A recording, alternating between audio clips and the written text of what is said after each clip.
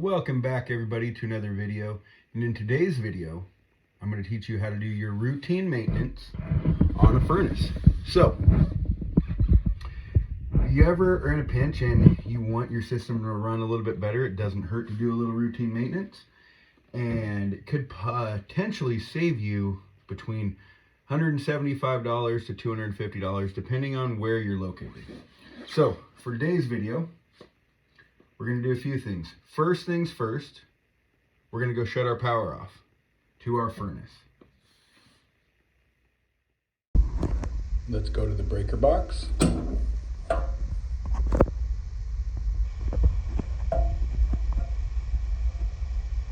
Flip the furnace power off. Okay, now that that's done, second thing, switch you guys right on over here. Take a look in here, and this right here is your filter. Now this one I know is super dirty. You want to take a look at it. There has been a lot of fires around this summer and fall, and that is super dirty. So with that being said, we will replace this. And if anybody's curious as to why you have arrows on your filters, it's because that's the direction of the airflow. So the way this system is set up, it comes down and goes through, and it comes right back. The air goes through here into the system. So purposes for this, we're going to put the arrow facing in. Get that, slide it right on in. Typically you should change your air filter every 3 months.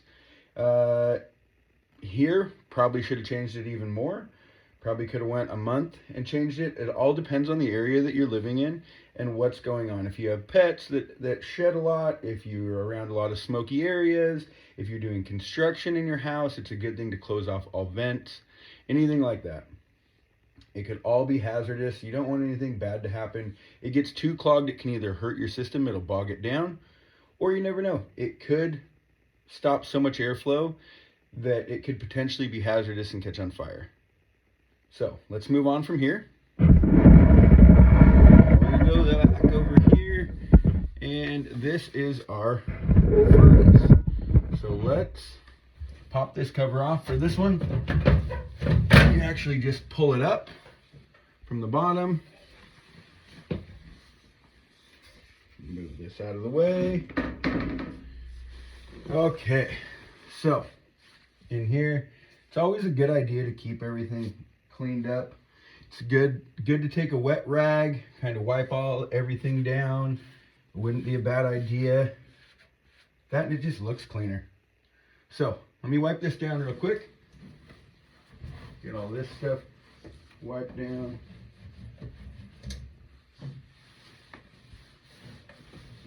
Now, once you're done wiping everything down, get it clean.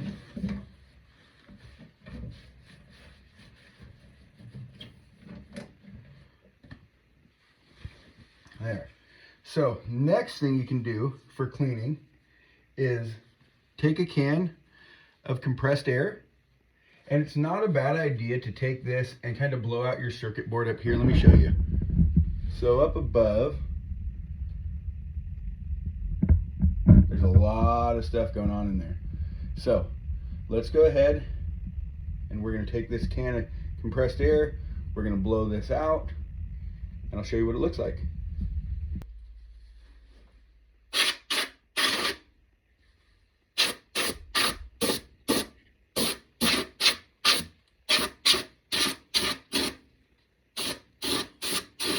As you can tell, it hasn't been cleaned out in a long time.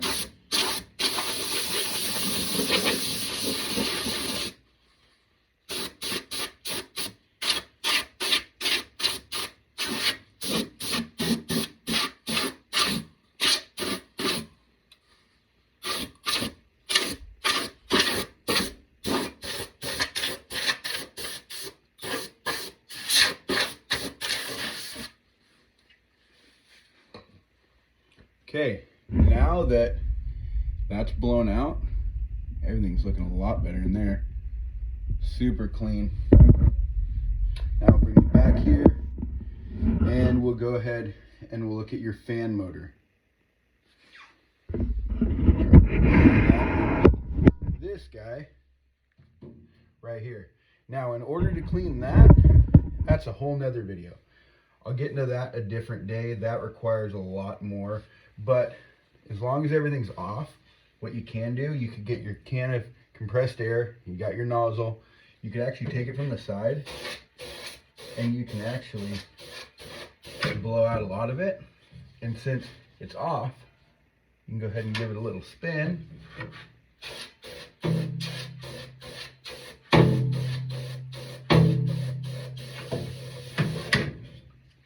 And there you go. That's done for now. Now while we're here, I'm gonna go ahead and wipe this down. It doesn't hurt. Now,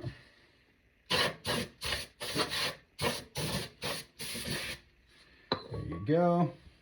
Now that part's all wiped out.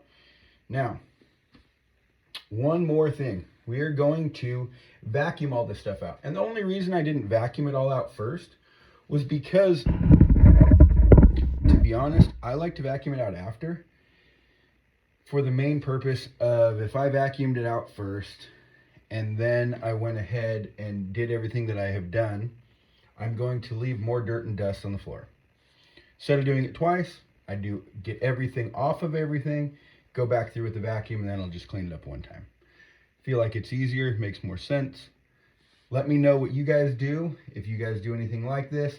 I know it can also be different. So this is an electric furnace, okay? I know with gas furnaces, gas heat pumps, it's a little different in here, because actually what you would end up having is a pilot light, and I obviously don't in here. So with that being said, I'll attach a little clip as well for the ones that have gas pilot lights.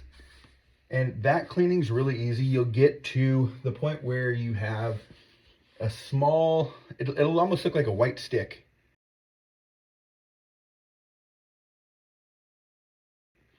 And you're gonna actually pull that out and you're gonna clean it. You can clean it with a wire brush, you can clean it with, I've seen people do it with really fine sandpaper. I've seen them do it with a $1 bill. It gives enough abrasion to where that is all it takes, and that can do it. So you'd actually just go ahead and clean it off really good, clean it off, and then you can go ahead and put it back in. And usually it's a 1/4 inch to 5/16 bit that you would need to be able to remove that. But again, I will attach a little link, a little video on here as well, and hopefully that's helpful as far as that goes. Now let me get the vacuum out and we'll vacuum this up. All right, everybody, we're back. We're gonna vacuum this out, and we're gonna, while we're at it, we're gonna also clean off the sides here. We're gonna clean the floor. We're gonna clean everything that we can actually get and suck stuff up off of here. And while I'm at it, I'm also going to, if you remember the cover that was on here, I'm gonna clean the back side of that as well. I will do that on camera so you can see exactly how dirty that was as well, because you got to see the filter. Now you get to see why everything should be cleaned more often than it was. So, excuse the noise for a minute.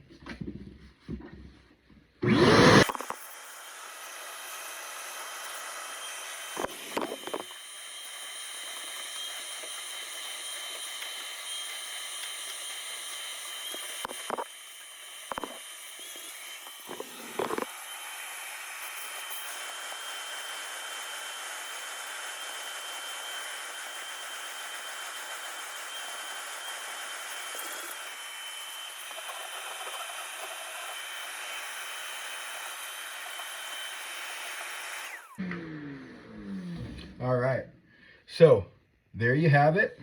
That was disgusting, by the way. So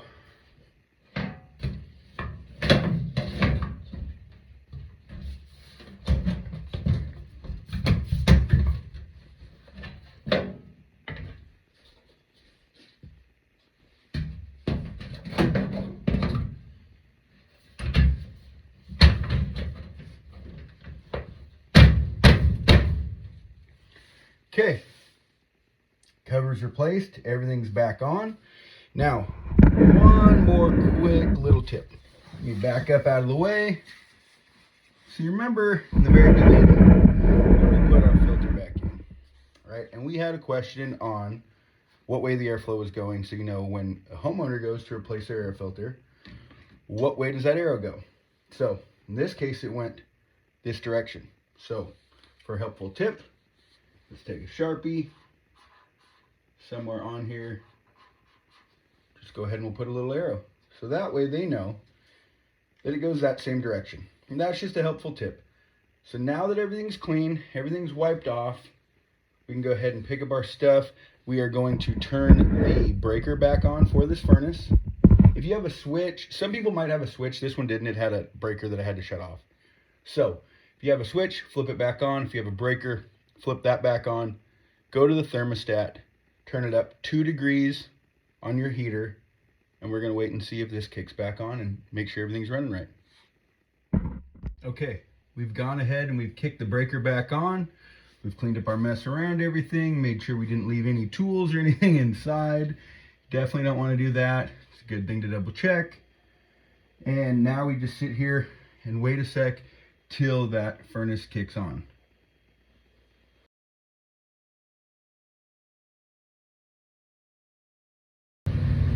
Everything's going good. Filter's nice and tight and it's in place where it goes. Your fan and everything's running in here in the furnace itself.